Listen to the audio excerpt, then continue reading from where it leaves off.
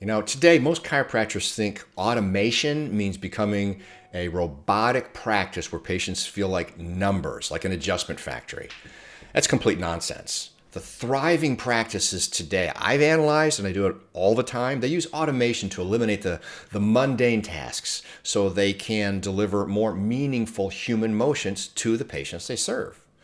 And after working with hundreds and hundreds of independent chiropractors, I've discovered that practices with the highest patient satisfaction scores are actually the most automated. They just automated the right things while intentionally preserving what matters. And today I'm revealing the exact automation blueprint that increased patient satisfaction by 40% while cutting administrative time in half. You'll discover which tasks should never have a human hands on them, let alone yours, and which moments require your personal touch to build lasting patient relationships that matter, that serve both. And here's what kills most automation attempts. Doctors automate the wrong things, keeping humans doing robot work while robots handle relationship moments. It's not correct. It's backwards. And so the first principle is what I call the invisible automation layer. Now, the best automation is completely invisible to patients while eliminating hours of behind-the-scenes grunt work. I consistently see practices where the front desk spends 3 hours daily on appointment reminders, insurance verifications, and data entry or more. And meanwhile, the doctor rushes through patient conversations because there's no time. They're running behind. And so picture this scenario playing out everywhere, maybe in your practice. Your CA spends 45 minutes calling tomorrow's patients while you give a new patient maybe 3 minutes to explain their condition because you're running behind. You've got a human doing robot work and rushing through human moments. Here's how you apply the same approach starting Monday to make it better. First, list every single task your team does that patients never see. Appointment reminders, insurance verification, supply ordering, report generation, etc. These should all be automated yesterday. And then second, circulate the hours spent on invisible tasks weekly. Most practices discover 15 to 20 hours of human time wasted on robotic-like work. And then third, implement automation for one invisible task this week. Just one. Start with one. Just appointment reminders alone saves maybe 6 to 8 hours a week. That's 8 hours for actual patient care instead. But automation without intelligence creates new problems. Get to that. The second principle is emotional checkpoint preservation, identifying moments where human connection determines patient loyalty. And after analyzing hundreds, thousands of patient interactions, I've mapped the exact moments where automation destroys trust versus where it enhances service. So the practices crushing it know really precisely when to switch from digital to human. And here's how you apply this same approach immediately in your life. First, map your patient journey and mark every emotional moment. And then first, that like the first phone call when they're scared, that's a human. Insurance verification, that's a robot. Discussion about chronic pain, that's human.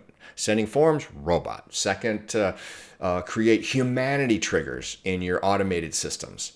So like when someone types scared or nervous in your chat, it immediately routes to a human being. And I'm assuming you have chat on your website. If not, you need that. And then third, implement the two-touch rule. Every automated sequence includes 2 deliberate human touches. Automated appointments booked, human calls to welcome them, automated forms sent, human checks. They understood everything. Does that make sense? Now, the third principle transforms patient relationships, strategic automation stacking. Strategic automation stacking. This is where you layer automation to create impossibly good service that feels really deeply personal to your patients. And the practices dominating their markets aren't choosing between automation or personal service. They're using automation to deliver personal service at scale. I discovered this pattern in every practice with over 90% retention rates. So here's how you apply the same approach to wow patients in your practice. So first, automate information gathering so humans can focus on connection. Hugely important.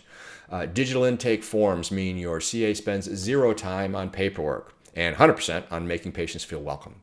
And then second, stack automated touches between visits, like birthday texts, care tips, check-ins, all automated, but feeling personal because they're timely and relevant. And then third, use automation to remember everything. When Mrs. Johnson mentions her grandson's football game, your system reminds you to ask about it next visit. That's automation creating personal moments. And then the fourth principle nobody understands: revenue automation architecture. Most practices think revenue automation means sending payment reminders. That's thinking way too small. The highest performing practices automate the entire financial conversation except the empathy moments. They've discovered that patients actually prefer clear, automated financial communication over awkward human money talks. And here's how you apply this same approach to payments in your practice. So first, automate payment education. So before patients arrive, even for that first visit, they receive automated videos explaining payment options, insurance coverage, and available discounts. No surprises, no confusion, full transparency. And then second, implement smart payment routing. This is based on insurance status, automatically presents relevant payment options. Cash patient, show a cash discount program. High deductible, show a payment plan, show a cash discount program. Third, preserve human touches for financial stress points or financial moments. Like when someone struggles with payments, that triggers human intervention with solutions, not collections. And then the fifth principle that makes everything work is called the trust automation paradox. And here's what's counterintuitive. The more you automate routine tasks, the more patients trust you're focused on their care. Practices that automate properly see trust scores increase because patients feel a difference when their doctor isn't mentally juggling administrative tasks during adjustments.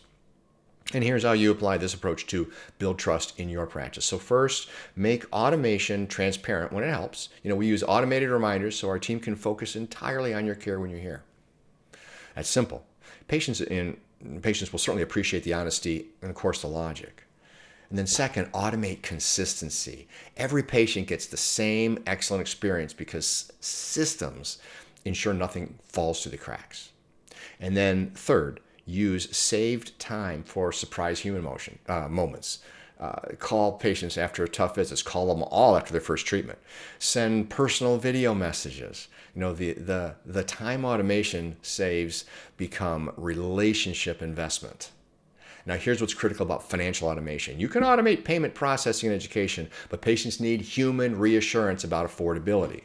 And the practice is seeing massive satisfaction improvements. They use automated systems to present compliant cash discount programs. And they have humans available to answer the questions, like your CA, and provide comfort about your fees. So if you're ready to stop drowning in administrative tasks as a doctor and start delivering the personal care that creates raving fans, head over to apexlongevity.com. Discover how automated cash discount programs handle the financial complexity in a practice while your team focuses on human connection where it matters most. The future isn't choosing between automation or personal touch. It's using automation to eliminate everything that prevents personal touch. Your patients don't want you doing paperwork. They want you fully present for their care, delivering the very best outcomes. So it's time to give them what they actually came for. Please think about this carefully because it really is the way forward for your practice. So if you've enjoyed this content or learned even one single gem, please leave me a kind review and share this with someone that could benefit from the content. Please have an amazing day.